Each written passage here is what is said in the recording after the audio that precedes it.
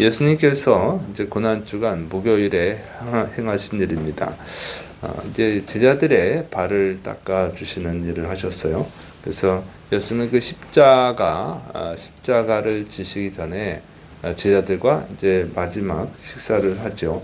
근데 식사하는 도중에 이제 대야에 물을 떠서 제자들의 발을 씻어 주셨습니다. 그리고 이제 베드로의 발을 씻을 순서가 되었을 때에 베드로는 주님께서 저의 발을 씻는 것은 안 됩니다. 아마 이제 제자인데 선생님이 어떻게 제자의 발을 씻어줘요? 그러니까 말이 안 되는 거니까 절대 안 됩니다 하고 거부를 합니다. 그러자 예수님은 내가 너의 발을 씻지 않으면 너는 나랑 아무 상관이 없다 이렇게 말씀하십니다. 그리고 이제 제자들의 발을 다 닦아주신 후에 내가 너희 발을 씻어준 것처럼 너희도 서로 발을 씻어라 이렇게 말씀하셨습니다. 자, 이것은 우리가 이제 세족식이라고 해요. 목요일날 세족식을 행하신 거죠. 이 세족식의 의미가 뭐냐 하는 거예요. 이제 예수님이 서로 발을 씻어주라고 그랬으니까 이렇게 서로 발을 씻어주는 그런 세족식을 하는 교회들이 있죠. 보통 목사님이 제 성도님들에게 발을 씻어주고 또 수련회 할 때는 이제 선생님들이 학생들의 발을 씻어주고 이런 일을 합니다. 자, 근데 그걸 하라고 한 이유가 뭐냐 하는 거예요. 그래서 의미를 담죠. 그래서 뭐 겸손해라, 서로 도와줘라, 섬겨라, 뭐 이런 의미로 이렇게 담아서 합니다. 물론 이제 좋은 의미죠. 좋은 의미고 좋은 의식입니다. 그런데 이 세족식을 하면 겸손해지느냐 하는 거예요. 네, 그러면 발 마사지를 해주시는 분들은 보면 발을 씻고 발 마사지를 해주잖아요. 그분들은 다 겸손해지느냐? 이제 그런 거는 아니라는 거죠. 그리고 예수님이 죽기 전에 제자들의 발을 씻어주신 의미가 겸손해야 된다, 서로를 도와야 된다, 그런 훌륭한 인격을 가져야 된다, 이제 그런 의미로 했을까 하는 거예요. 이제 그런 것은 아니라는 거죠. 그러니까 그런 식의 의미를 담으면 그냥 세속적인 의미가 되는 거예요. 왜냐하면 교회를 안 다니는 사람도 어떤 단체에서 교회에서 하는 걸 배워가지고 세족식을 하더라고요. 아마 이제 교회 다니는 분이 그 중에 있어서 그랬을 수도 있죠. 어쨌든 그것은 교회도 안 다니는데 세족식하고 그러면 예수님이 기쁘다, 얘네 참 잘한다 이렇게 하실까 하는 거죠. 그래서 그건 전혀 상관이 없는 거죠. 그래서 성경을 보면 세족식을 한 경우가 없어요. 사도행전에 보면 침례를 주는 건 있어요. 그런데 제자들이 예수님한테 이게 배워가지고 세족식을 하고 그러지는 않거든요. 그러니까 그런 의미는 아니라 겸손해진다든가 서로 도와줘야 된다 그런 의미로 말씀하신 것이 전혀 아니라는 거죠. 그러니까 예수님께서 이 말씀하신 이유가 뭐냐면 요한복음 13장 8절 베드로가 이르되 내 발을 절대로 씻지 못하시리이다. 예수님께서 대답하시되 내가 너를 씻어주지 아니하면 내가 나와 상관이 없느니라. 이 발을 씻는 것은 예수님과 상관된 일이라고 하는 것이죠. 예수님과 관계된 일이에요. 그러니까 이것은 상징적 의미예요. 그러니까 예수님이 하러 오신 일은 뭡니까? 인간을 죄에서 구원하러 오신 일이죠. 그러니까 발은 인간의 그 신체 중에서 가장 더러운 것이죠. 왜냐하면 이제 이스라엘은 요즘 말로 하면 샌들을 신고 다니는 거죠. 그러니까 발에 먼지가 많이 들고 많이 붙죠. 그게 제일 더러워. 그래서 노예들이 보통 발을 씻어주는 거예요. 손님이 오면 주인이 노예를 시켜가지고 손님의 발을 씻어주게 합니다. 노예들이 하는 거죠. 그래서 예수님의 그 제자 베드로가 절대로 제 발을 씻으면 안 됩니다 한 이유가 거기 있는 거예요. 이 노예가 하는 일인데 아니면 뭐 제자가 선생님의 발을 씻어 드려야 되는데 제자들도 안 하거든요. 그건 노예들이 하는 일이니까.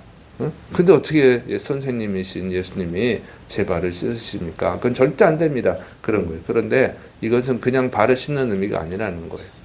예수님과 관련된 일이라는 거죠. 예수님이 하신 일은 인간을 죄에서 구원하시는 것입니다.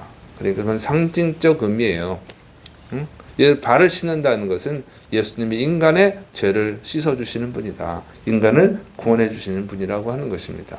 그런 의미인 거죠. 그래서 제자들이 이제 그 사도행전의 오순절날 사도행전 2장에 보면은 오순절날 성령이 임하잖아요. 그래서 방언으로 막 하고 그래서 사람들이 놀래가지고 모였는데 베드로가 이제 설교를 하죠. 그랬더니 그 설교를 듣고 그 설교 내용이 뭡니까? 예수님이 구원자라는 거죠. 그런데 너희가 그 예수님을 죽였다.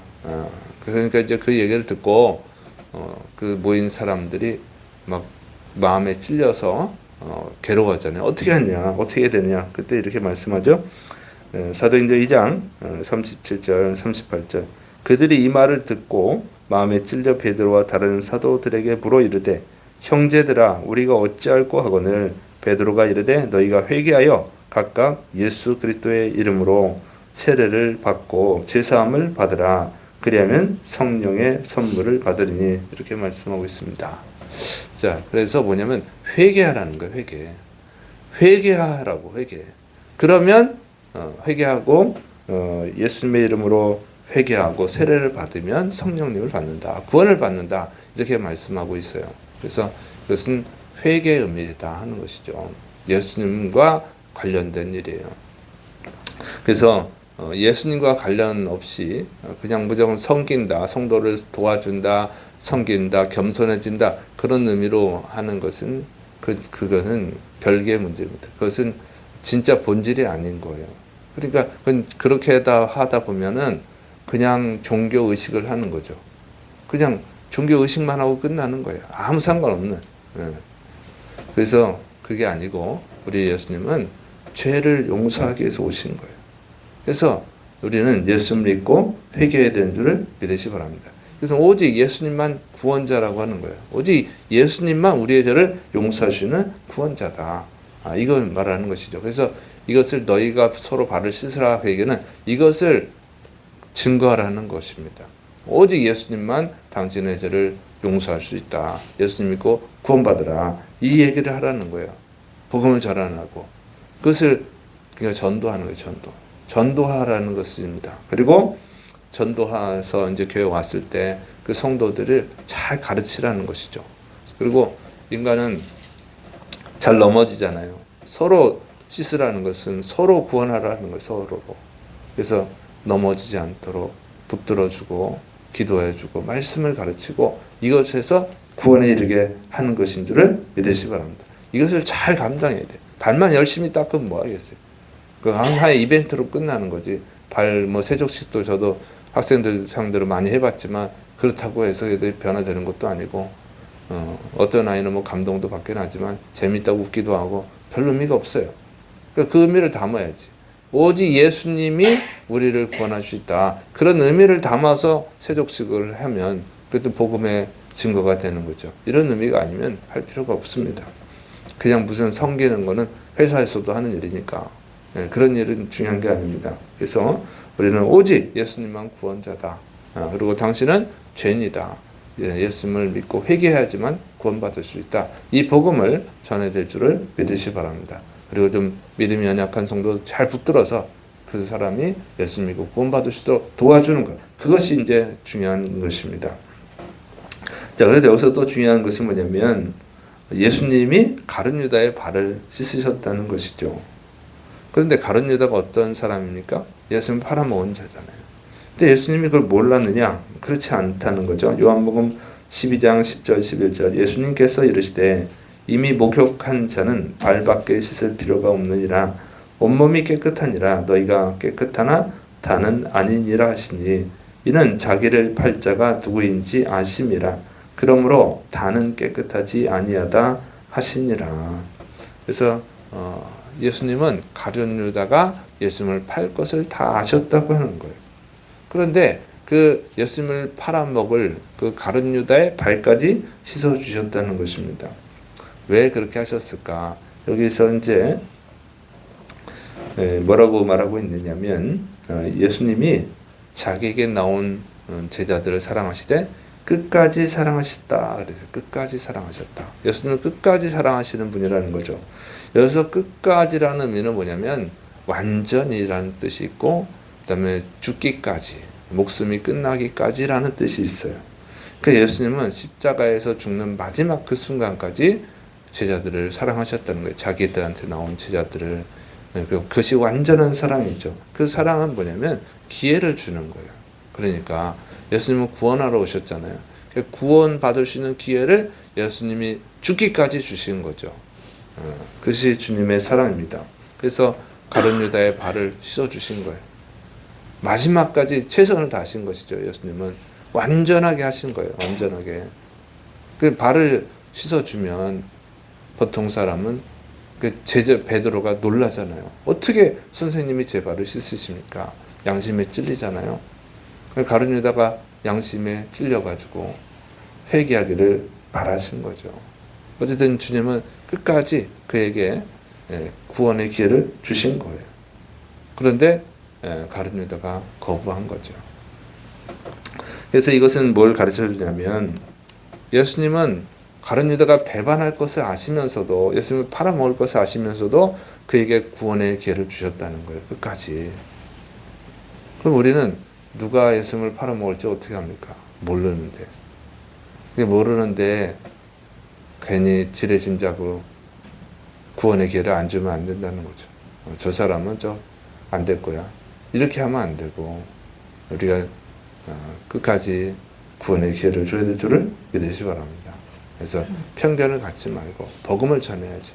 그 사람에게도 당신도 예수 믿고 구원받으라고. 특히 교회 안 나온 사람들까지는 어떻게 할 수 없다 할지라도 교회 나온 사람들한테는 정말 최선을 다해서 교회 나왔지만 아직 믿음이 연약한 성도들 있잖아요.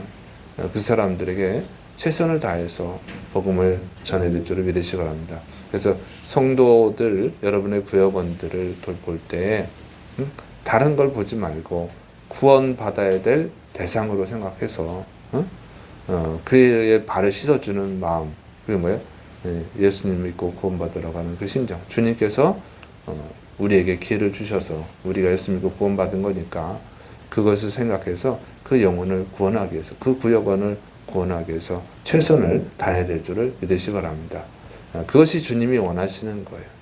이 일을 할 때 주님이 기뻐하시고 또 여러분에게 놀라운 하늘의 은혜를 주실 줄로 믿습니다. 기도하겠습니다. 사랑이 많으신 하나님 아버지, 우리 주님께서 우리를 구원하기 위해서 가장 더러운 발을 씻는 모습까지 보여주셨습니다. 하나님, 예수님께서 종이 하는 일을 하셨습니다. 우리가 다른 영혼을 구원하기 위해서 또 이게 낮아진 모습을 가지고 그들에게 복음을 전하고 그들에게 예수 그리스도를 전하는 자들이 되게 하여 주옵소서. 예수님의 이름으로 감사하며 기도드립니다. 아멘.